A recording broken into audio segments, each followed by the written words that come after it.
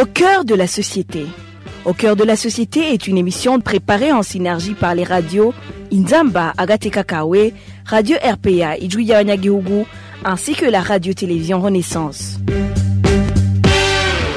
Il avait tenu des propos pareils vers la fin de l'année 2021. Il a récemment repris les mêmes propos. Selon Évariste Ndayishimiye, personne ne peut gagner un procès contre le gouvernement parce que le gouvernement est en fait juge et partie.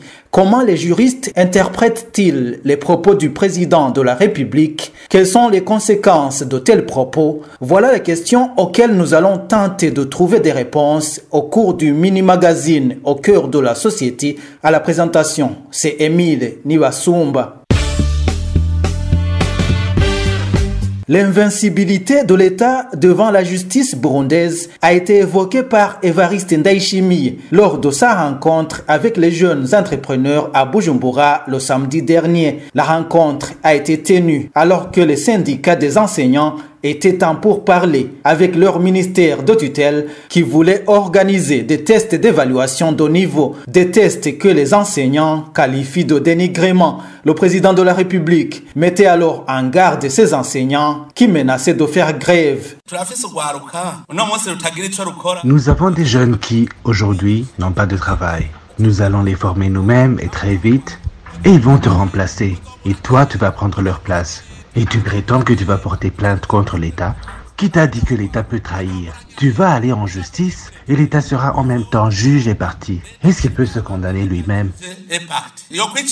Le président Évariste Ndayishimiye avait tenu des propos similaires dans la conférence publique du 29 décembre dernier. Là, il mettait en garde les sociétés qui n'ont pas construit convenablement les barrages hydroélectriques de Kajeke et Manda. Au micro de nos confrères de la radio Inzamba et de la télévision Renaissance, le juriste Gustave Niyonzima nous donne son interprétation du message du président de la République. C'est une déclaration indigne, inappropriée et époustouflante. Mais également, cette déclaration manque de véracité juridique et de pertinence politique, étant donné qu'on voit qu'il y a une immixtion du pouvoir exécutif dans le pouvoir judiciaire. Conformément à l'article 93 de la Constitution, le président de la République est le patron du pouvoir exécutif. S'immiscer donc dans des affaires judiciaires en déclarant que l'État ne peut pas avoir une idée faite par rapport à un individu justiciable qui a intenté une action en justice contre le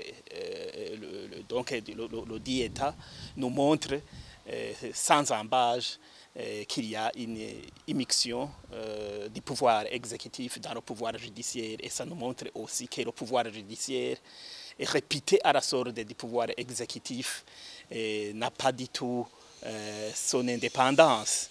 Aussi, cette indépendance est paralysée par le président de la République lui-même.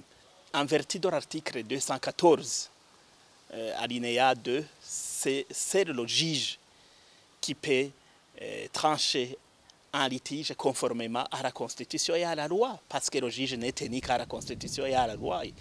Également, il n'est soumis qu'à la Constitution et à la loi. Aussi, en vertu de l'article 214, alinéa 2, le pouvoir judiciaire est indépendant du pouvoir exécutif et du pouvoir législatif. Seuls les magistrats peuvent trancher et rendre des jugements et des arrêts conformément à la Constitution et à la loi, conformément à l'article 210. Donc dire que l'État ne peut pas perdre, aura toujours gain de cause, nous montre qu'il y a l'immixtion du pouvoir exécutif dans le pouvoir judiciaire. C'est vraiment horrible, ça dépasse l'entendement humain. Selon Maître Gustave Niyonzima, les conséquences de ces propos sont néfastes. Avec ces propos, on voit qu'il y aura une influence. Les conséquences ultérieures seront qu'un justiciable ne pourra jamais gagner contre l'État parce que le président de la République lui-même a déjà sensibilisé, incité et influencé les magistrats à commettre l'irréparable. C'est une conséquence très grave. Donc, le justiciable n'aura jamais justice s'il est en face de l'État devant le prétoire du tribunal ou de la cour. Ce justiciable pourra même intenter une action en justice devant les cours et tribunaux internationaux en abandonnant la procédure interne. Aussi, ce justiciable pourra se faire justice. On va vers l'inconnu, on va vers des choses graves, très abominables. Donc, il n'y aura jamais de justice à l'égard d'un justiciable. Aussi, ce qui est époustouflant, et ce qui est vraiment horrible, c'est la façon dont le président de la République a abominé, travesti et démystifié le corps éminemment judiciaire de la magistrature, alors qu'il devait être le garant.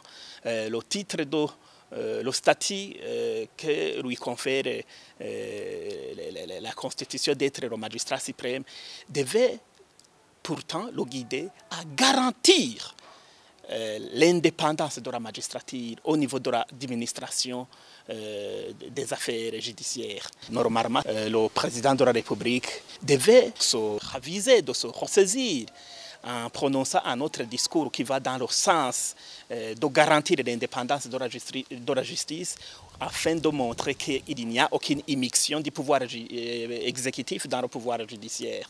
Voilà, c'est par ici que nous mettons un point final au mini-magazine au cœur de la société. Merci à vous tous qui nous avez suivis. À la présentation, c'était Émile Nibasumba. Au revoir. C'était l'émission Au cœur de la société.